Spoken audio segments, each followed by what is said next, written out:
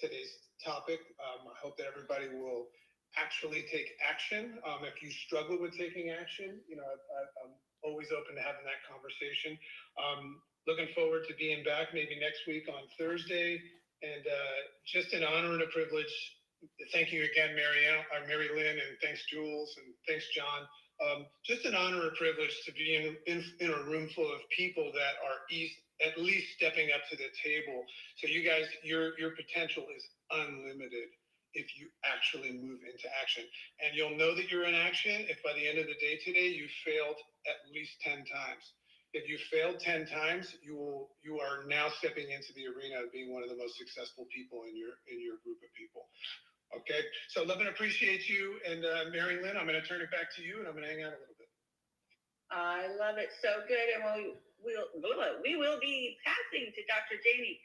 But great segment. Thank you so much for being here. I had people I saw wanting to jump in who didn't have a chance, who back messaged. So a lot of participation and thoughts around this. And so excited to get to know you more. And with that, I will pass over to the amazing, my friend, Dr. Janie. Good morning, good morning, good morning. Good morning, Mary Lynn, and good morning, JC and Julie. It was an absolute fabulous time for me to sit here and learn about you, JC, and hear about your message. You know, and you were just saying about start working on you. I was like, yes, yes. And about having a healthy mind and who you are determines what works and just setting yourself up for success. And that we only have one life to live and all we have is time and we cannot get back time. So what are we doing with this time? I was just cheering you on in the background and so happy to have Mary Lynn and Julie bring you to Breakfast with Champions and looking forward to further learning about you and hearing from you on these segments because it matters. And as we take these next 30 minutes, JC, and we go to therapy, it all matters and it all is intertwined to me when I look at how people do their money, their finances, and what determines, like, what is our definition of success. We also want to look at how we do relationships and the things that we don't deal with in our relationships can also determine the other areas that we can block our successes in. So one of the things that I do as just part of my give back is I am a consultant and on the faculty with the International Institute of Trauma and Addiction Professionals. And I teach other therapists how to work with, in particular, women and women who struggle with toxic relationships or sex and love addiction. And then I also teach these therapists how to incorporate diversity, sensitivity into the work that they do. So this past weekend, Rocky, I was teaching for the organization. And one of the things that we talk about is what we call betrayal bond relationships, which was introduced by my mentor and the one who founded the International Institute of Trauma and Addiction Professionals, and that's Dr. Patrick Carnes. I also sit on the board for the addiction research board that Patrick Carnes had founded. And one of the things that he founded, he was the first person that coined the term betrayal bond, or what we would hear today, Mary Kim, as trauma bonds. And I'm hearing that more than ever on TikTok and Instagram. So I want to introduce what betrayal bonds and trauma bonds looks like here at the breakfast table, because I do believe, Trisha, that we can be so focused on our goals and all the things that we want to achieve in our businesses, as I was listening to JC, but sometimes we don't examine how we do relationships and the things that can keep us stuck in toxic relationships. And one of those things is called betrayal bonds or trauma bonds. So when we think about, Tiffany, that in the realm of our mental health, which is our mindset, which is also going to determine all the things that we're doing in our spiritual world, our physical world, it's all intertwined if we kind of look at it as a pie. But there's few topics that a lot of times people don't understand, or they come to therapy and like, I don't know why, Dr. Lacey, I can't leave this relationship, but I can't stay. All right. So there's the first clue that someone is in, I'm going to use the term addictive, emotional addictive relationship. and that come here, go away, that breadcrumbing. Sometimes it's good, sometimes it's bad. It's the stuff that movies are made of that we get so enthralled, that we get so attached to in the sense of what makes entertainment. But when we think about, Amanda, that people's real life sometimes can be the greatest lessons, but also can be the greatest blocking of our blessings. So Dr. Patrick Carnes wrote a book called The Betrayal Bond, Breaking Free of Exploitive Relationships. And this is not necessarily just romantic relationships. Again, this is all relationships in our life. But we particularly look at romantic relationships or marital relationships or committed relationships, because that's usually what people come into our office to discuss, Maria. But if we understand betrayal bonds and look at what happens, first, when I say betrayal bonds, I'm referring to, I'll call them trauma bonds. When individuals, or perhaps this was you get into a deep emotional connection with someone who is eventually going to exploit you. Another way to say that, Rocky, is that we're in relationship with someone who essentially is hurting us. And we try to stay in these relationships because we feel like, if I can just get this person, Judith, to see my point of view, to understand how to love me, to do whatever, then it'll all be okay. And sometimes the greatest thing that we all need in life is also the greatest thing that can keep us stuck in relationships. And that's called hope. That we hope the other person is going to change, right? And sometimes people also look at this as being in codependency. I know a lot of people don't like that word, but I'm cold, but I'm giving you the sweater. So when we think about in our relationships, and I heard someone ask this question earlier to JC about being there for other people, and about the word hero came up, right? And this is where we have to be the hero in our own life, is that we have to understand that sometimes we can project onto other people what we hope, what we want for them, because we're also avoiding, and I know this is going to sting, we're avoiding doing it for ourselves. We're avoiding dealing with what we need to deal with in our life. And sometimes that is called boundaries, that we have to let other people have the consequences of their own life. And we don't have to jump in front of the semi truck for them. But when we think about these bonds that I'm talking about toxic relationships, if you want to put an umbrella term to looking at trauma bonds, essentially staying in a relationship that's hurting you, but you have to stay in that relationship because subconsciously you feel like it's going to heal you, which sometimes that has to do with things that we have to resolve in our past. I like to use this term to give you the visual, but for those of us that are dog owners, we know that our dogs like to return to their vomit and lick it back up after they threw it up. So this is what trauma bonds can look like. The person that keeps hurting you over and over and over again. Only if I bring them to therapy with Dr. Lacey and we solve these problems, then I can feel loved, I can feel seen, I can feel heard. But the come here, go away, I hate you, I love you, I can't leave you, but I can't be with you either. So when we look at the nature of what happens in trauma bonds, Dr. Carnes, when he coined this term, he explained what he called the betrayal bond is when we are in these situations of repeated abuse. And when I say abuse, some of you are going to go straight to physical abuse. We know that abuse comes in many forms. It can come in emotional, manipulation, or neglect. And if you've ever been in a relationship with someone who stonewalled you, or in other words, they just ignored you when they were mad at you, what that does is that can create an emotional longing inside of you that I just got to make this right because I can't stand them ignoring me. I can't stand them shutting me out. Or when people come into therapy, they're like, he shuts or she shuts down when they're upset. And this is where the abusive type dynamics can start, because sometimes he will say, or she will say, she's blocking the door when I'm leaving and I just wanted to leave. I just needed to clear my head and I had to push her out of the way, whatever it may be. But do you know that when someone stonewalls you, emotionally shuts you out, they ignore you because you're not doing what they would like you to do, that's emotional abuse. But sometimes we don't recognize that as emotional abuse because we come from dysfunctional families where perhaps mom or dad, when we weren't doing the things that they wanted us to do, We knew that they were upset with us. We knew that they were disappointed in us. So now you could be 35, 45, 55, 65.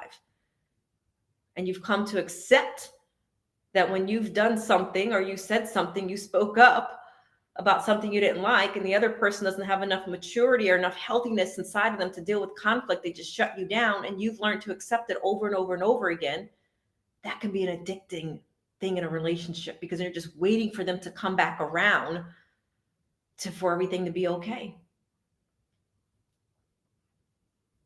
So there's this oscillating between affection and harm soul. And this creates a powerful, powerful psychological grip on a victim. And sometimes we can hear this referred to as Stockholm syndrome. And this is where we have to be careful judging people from the outside. Well, why doesn't he just leave her? Why doesn't she just leave? We don't understand the psychological grip and the dynamic that's happening in that relationship, and what's the wounds that those people are bringing in, that they are bringing back up to the surface, that they're repeating and recreating over and over and over again. The subconscious mind is so, so powerful. But one of those most, what I would consider insidious aspects of betrayal bonds or trauma bonds is the illusion of control. The person that we'll just call her or him the victim, right? That they believe that they can change, Lolita, that abuser's behavior if they just love them enough, just sex them enough. I'm just going to do all the things they want me enough, that eventually they're going to reciprocate, and they're going to see my worth. They're going to see what I bring to the table. They're going to reciprocate my healthiness. Well, let me tell you, Kat, that is a myth. So one of the things that we help clients do, one of the things that we have to help you do, is understand the need for a realistic perception, radical acceptance. You cannot change anybody. Zero. We cannot change anyone. Yes, we can influence someone to change. But in these dynamics, people can stay together 20, 30 years because they're just hoping that one day, hope can keep us stuck, hoping one day that this person is going to see my worth. They're going to wake up. They're going to change. They're going to turn around, because sometimes this fantasy can come from our unresolved childhood trauma or unresolved previous relationship trauma, that if I just do enough, that they will see my worth and then I'll be healed. We don't say this, but this is a subconscious mind that keeps us stuck and at work. So it's important that you take an inventory on this Therapy Thursday of your relationships. Identify those relationships. What are they serving you? Are they reciprocated? Are they healthy? Are they bring life to you? Do they bring joy to you? Or do you feel constantly drained? Or do you feel like you're on eggshells? Do you feel like you have to curate everything that you say because you don't know when the bomb is going to go off? Or do you feel uneasy? Do you feel on edge when people are in traumatic bonded relationships? They're not comfortable in their own body. They feel like they're on edge. They feel hypervigilant. They're waiting for that shoe to drop. They're not sleeping. They're not eating when that person is around. So think about consciously being self-aware of when you're around people. And sometimes it's a family member. When you're around people in your life, how do you feel? Do they bring joy in your life? Do you feel you're looking forward to being with them? Or perhaps this is your spouse that you haven't dealt with these issues. But when they're away for work or when they're away doing their thing, you're like, oh, I can finally breathe. You shouldn't feel that way. I'm laughing. It's not funny though. But so many times people will say this to me when they come into the office. They're like, oh, I just can't wait for her to leave. When she leaves, oh, I feel like I can breathe. I feel like I could be myself. But yet they've been married for 30 years. So when you're in these situations of repeated abuse, emotional manipulation, or neglect, or someone that's trying to constantly control how you show up in this world, it can block you from truly thriving and being a joyful life or achieving those goals, because you're constantly in survival mode. So we cannot change someone's behavior, someone who's not treating you right, someone who's not loving you the way that you think you should be loved. You can't change that. You cannot change another person.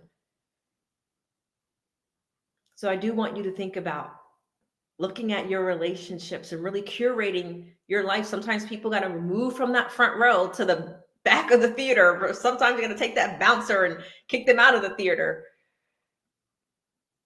Because those relationships, sometimes it's a partnership, sometimes it's people that are working for you, are the ones that are anchors, where you need people that are going to be engines. They don't have to be you, but they have to be someone that's adding reciprocated relationships as you're trying to create and work towards creating a vision of success and whatever success you're defining in your life.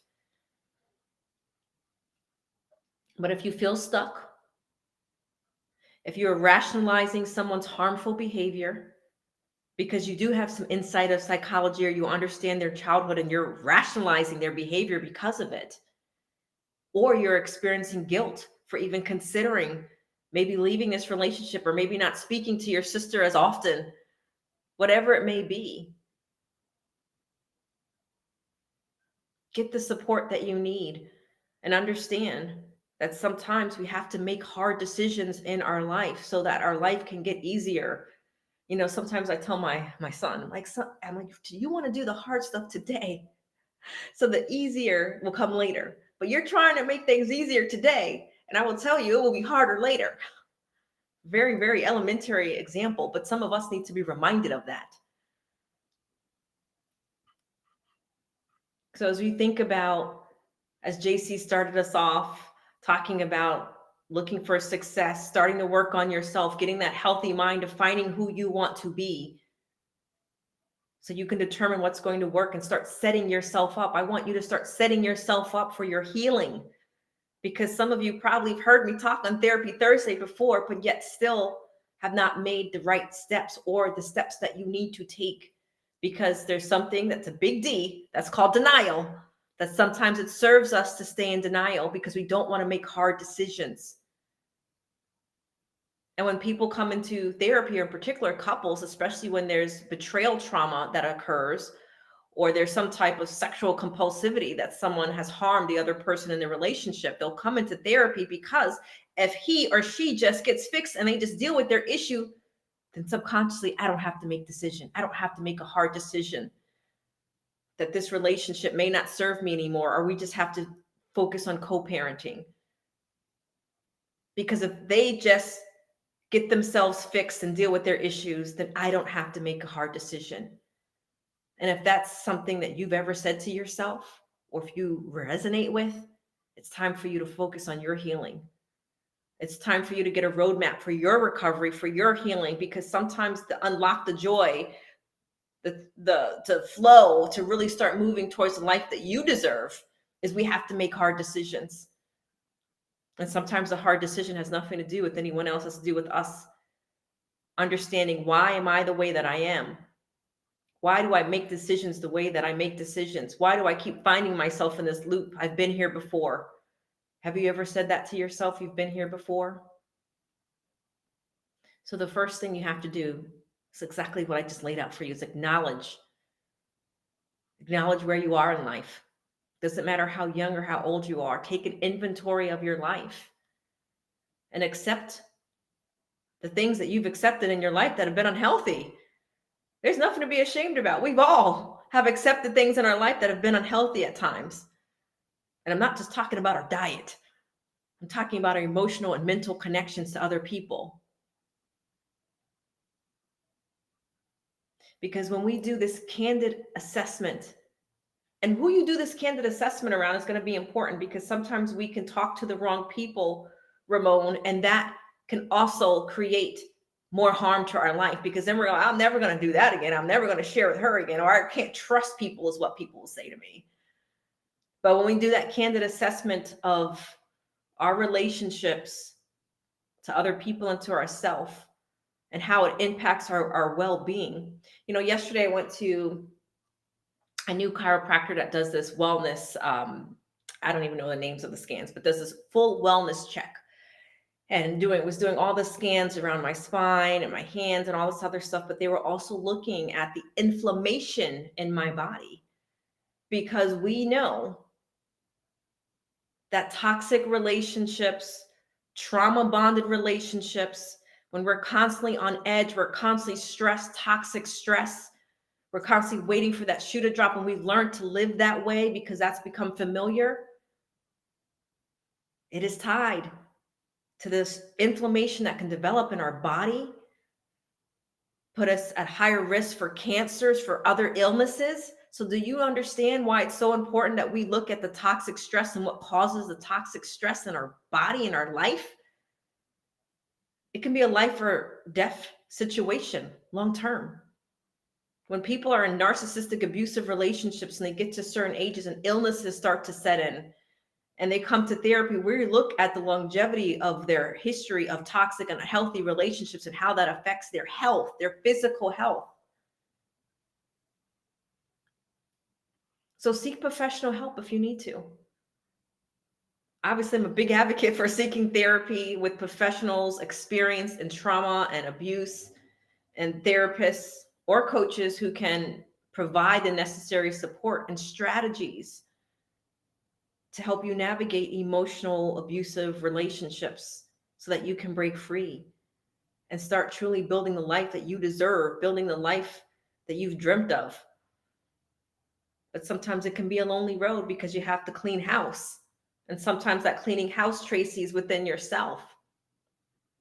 And then part of that, because we are built for relationships, is building a supportive network. Wherever you are, whatever communities you're part of communities because you're building a network. And I know sometimes people thinking about building a network just for their net worth. Build a network for your mental health. Build a network for people that you feel good about, that you are excited to go see them or to join the call or whatever it may be, because you feel fulfilled when you hang up. You feel like you were fed. Take an inventory of those spaces and places and double down. Because building that support network is going to be so crucial, to have supportive friends and family that can offer you validation and encouragement. And then when you are trying to separate from people or places that are hurtful to you, that you have a support system to do that. When we look at people that are recovering from addictions, we can look at process addictions or substance addictions, is having that supportive community, which is why we'd recommend AA groups or support groups, because we know that those that make it to the other side in recovery is because they've had a supportive network. They've had people around them that were their cheerleaders, so to speak, or understood what they were going through as they were creating a separation process from the things that were harmful to them. So in that process, we have to learn to have boundaries. And I know we hear this word all the time. It's not easy.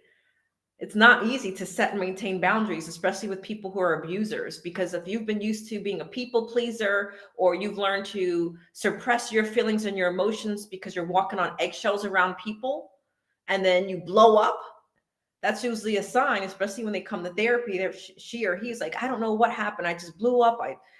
My top went off. Well, I know what was happening is you were suppressing your feelings and you didn't have boundaries. So at some point it's going to come out one way or the other. So having boundaries means you know where you end and someone else begins. You know it's your responsibility, what's another person's responsibility, and you can advocate for yourself. Again, we hear and say this. We think it's easy. It may be easy with someone the further apart they are from you, or the further apart you're not emotionally connected. But what about the person who you are so invested in that relationship in? That's usually where the most difficult part of implementing boundaries is going to play, but it's probably the most important part. Think about if you're in a relationship, married, dating, what do your boundaries look like? The first time, if have been in an abusive relationship, the first time someone has said something to you disrespectful or raised their voice to you, how'd you handle that? And then what about taking an inventory? 2 more minutes and I want to hear from you. Focusing on your self-care. As we were hearing JC talking about his morning routine, what's your morning routine? How do you nurture your mind, your body, and your spirit, which is going to continue to be essential for your healing process? How are you going to operate to your highest degree in your body and your mind if you're not sleeping well? How are you going to operate with 100% of your creativity when you're eating junk every day? How are you going to navigate truly having clarity on your goals when you're constantly consumed and ruminating about this toxic relationship that's in your life? So think about incorporating practices like mindfulness, sitting in your car and taking an inventory of your mind of everything that you see blue around you, or as you're walking in the park, counting how many flowers you've seen. Get yourself grounded and being mindful of what's right in front of you, because the mental gymnastics can be real. You can be in the most beautiful place, but be so consumed in your mind because of decisions you need to make.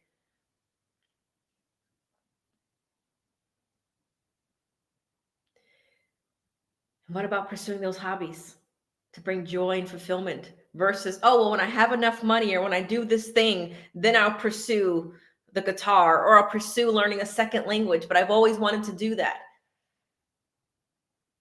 How about thinking about how I can pursue this now?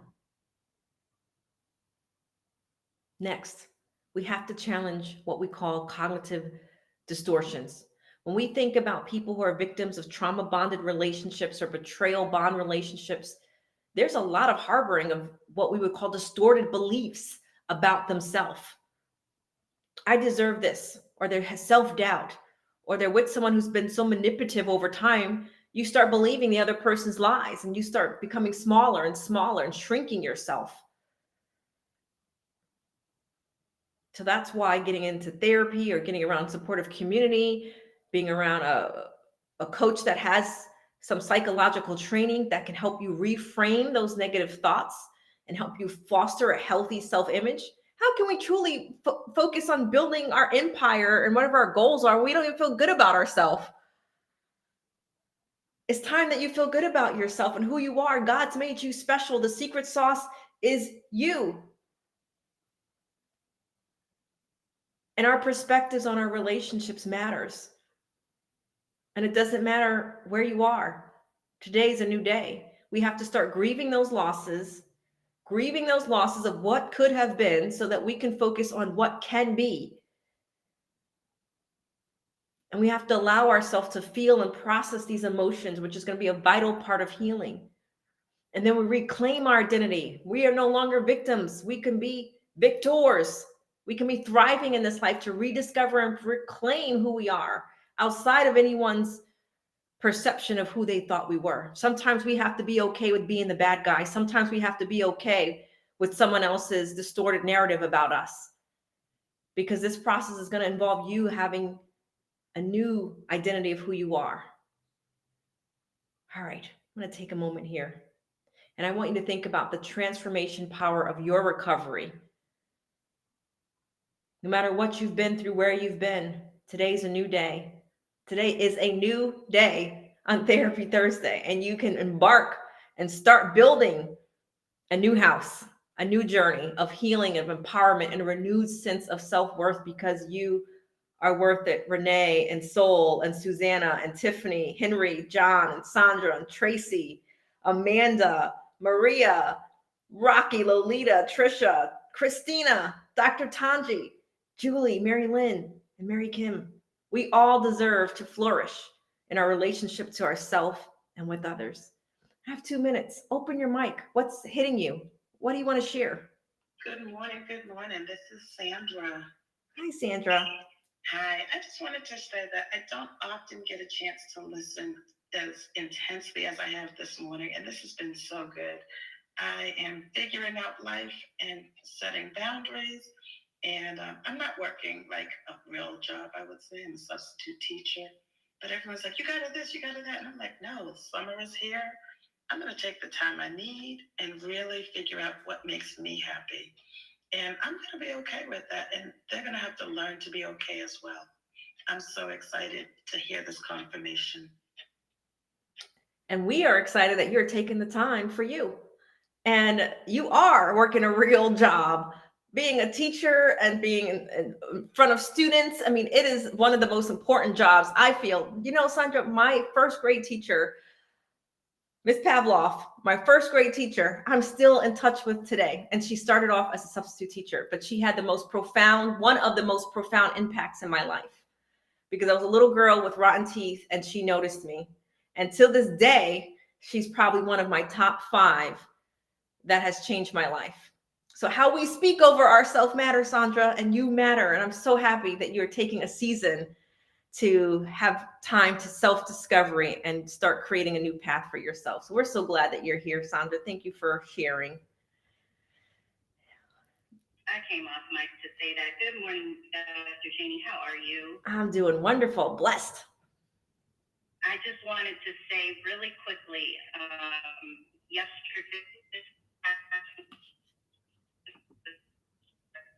people, peacekeeper versus a peacemaker, and I am a reformed peacekeeper, and now stepping into peacemaking and setting boundaries and being able to see and understand people's ideologies of you and still be so strong in your own ideology of who you are and where you are going to be, where you are walking to be, is so important. And I just love that you mentioned that, because other people's ideologies of me are not my business.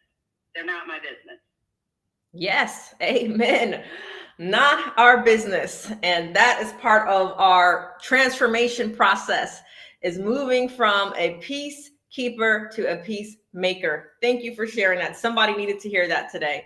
But now I need to turn it over to my sister, Lolita, and I hope you all have a great Thursday, and I hope you had a great time in our therapy session. So until next time, this is Dr. Janie Lacey. Good morning, Lolita.